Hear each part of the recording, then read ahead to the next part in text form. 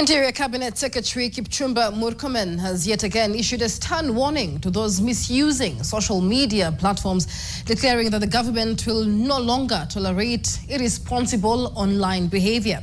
While strongly condemning online harassment and the spread of offensive content, Murkomen took aim at those circulating defamatory images and malicious propaganda, particularly those targeting judges, church leaders, and political figures.